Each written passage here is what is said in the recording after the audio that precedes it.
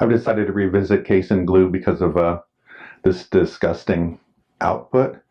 Using what I've learned from making other glues, I'm going to try making a powdered Casein glue rather than a liquid one. I don't know what they put in Elmer's, but they always put something in there that keeps it from going bad because that stuff smells like shit.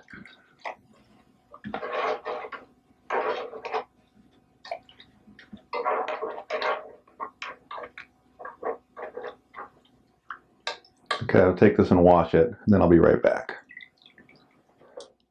So I'm back with my washed curds, and what I'm going to do is use this calcium hydroxide to make lime water, which is a basic solution of calcium hydroxide in water. And then I'll just put that in my curds and reduce them down to a liquid just like I did the other glues. I read about this online. By the way, apparently lime water is supposed to be really good for you to drink. There's all kinds of things on Goop and elsewhere about the benefits of drinking lime water. So I'm thinking I'm going to go on Goop and get me a pink Goop branded enema bag and use the rest of this stuff to perform my usual ablutions. Does seem like a standard work for me.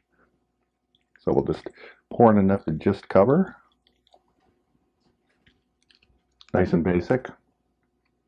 Supposed to come in around 12. Looks like we're there. We'll just let that go for a while. So I gave up on the lime water because it's just not a very strong base, and I was having trouble keeping this stuff alkaline. And so really all I kind of had was what looked like sort of yellowish cooked cottage cheese. I wasn't getting anywhere. So I went to lye. I'm really basic now. And immediately after I went to lye, I started seeing real results. So this stuff's pretty much all been hydrolyzed. Now I just need to cook it down. This stuff's going up my ass because I might as well do something useful with it. So there you have it, my alkaline hydrolysis of casein to make glue. Pretty far cry from Elmer's.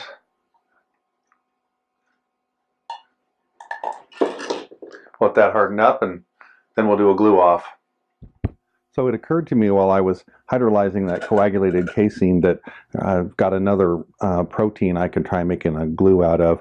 You know, actually, egg albumin's been used as a glue for a long time, but usually in kind of delicate applications like the application of gilding and that sort of thing. And, you know, you can let your 3-year-old use it to glue paper together. But in general, it's not a serious adhesive.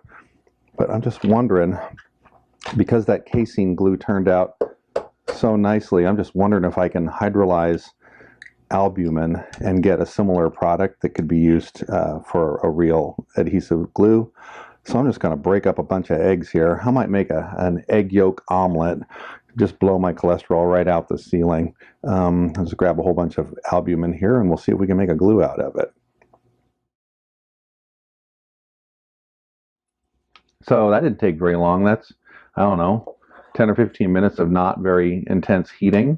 And I got some nice clots of protein. I suppose it's possible that I could hydrolyze this stuff just by cooking it hot.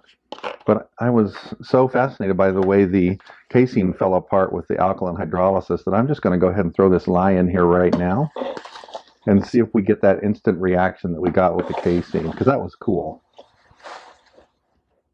See, now that's neat because it did exactly the same thing. It just instantly started hydrolyzing. I'm going to bet that in about 5 minutes this liquid's going to be clear. And it's intensely basic, not unexpectedly. So that was tremendously straightforward. After 15 minutes, it's completely dissolved, and I brought the pH back down to about 9. I'm just going to go ahead and let this stuff cook down and see if I can get a product much like I did with the casein. It looks a lot the same. It actually smelled pretty good until I started putting hydrochloric acid into it. Now it just smells like shit.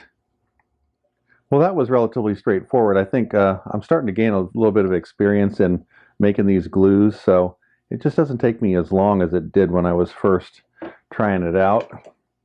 So here's my hydrolyzed albumin protein. I'll be fascinated to see if this stuff sets up as a glue. It looks a lot like the casein. And I got to tell you, the casein was really sticky. Still planning on a glue off. I got a couple other glues to make before we do that. Here is my albumin glue after it's been mostly dried. I'm going to put it back in the dehydrator overnight. It's still a little bit flexible. I think it'll probably dry up a little more and become more brittle. When it was still wet, it was very sticky, so I think I've made a good glue here. So we'll put that back in the dehydrator for a bit, and we'll revisit in a little bit. So now that we've made hide glue, we're going to try another collagen-based glue. This one's made from bone. I've got a variety of different bones here. Chicken, lamb. I think I got some beef in here somewhere. Yeah, this is ribs. Honestly, have no idea if you can use chicken bone to make bone glue. I'm just going to put them all in there together, and we're going to give it a little cook here. First thing we need to do is cook it up enough to get some of the meat off of it. Unlike the rawhide, this actually smells really good. It's like a nice rich stew. I'm going to sit here and essentially deflesh these bones. They've been boiling for a couple hours, and I want to do this with the pure bone technique, so I'll just sit here and clean all this meat off, cartilage, etc. A lot of bones. This could take a while.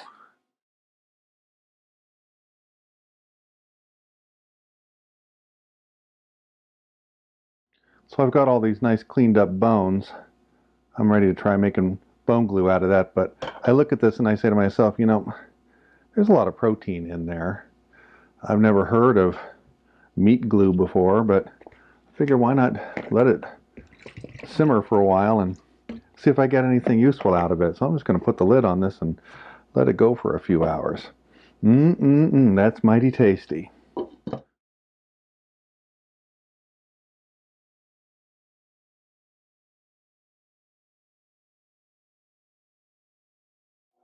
Here's my hydrolyzed casein glue. It plated out just beautifully in the drying pan that I used, and then once it was dry, it was very easy to scrape up and to powder using that thing. So I'm very hopeful because it was pretty sticky when it was wet. I think it's going to make a good glue. One of the things that I hear about casein glues is that they're much more water resistant than most animal glues. So I'm looking forward to that in a glue off. Here's my albumin, again, obtained through alkaline hydrolysis, and it was very similar to the casein glue. It just plated out beautifully, was really easy to powder, was sticky when wet, so again, hopes. So, on a more enraging note, after several days of doing my first acid hydrolysis of this bone, this is what I obtained. And the footage was beautiful and would have made a great episode in and of itself because I had never done an acid hydrolysis before, and I had a lot of trouble with the pH. When I normalized it, I lost a lot of product. This is the bone glue, and it's weird. It's just kind of got a baseline sort of goopiness to it. I don't know if there's some residual fat in it or what, but it's been very difficult to keep it powdered. It has a tendency to sort of melt back into a solid mass. Bone glues are supposed to be good glues, so I'm looking forward to that in my eventual glue off as well. And lastly, my meat glue, which I'd never actually heard of before. It turned out a nice product, almost as nice as these earlier ones, nicer than the bone.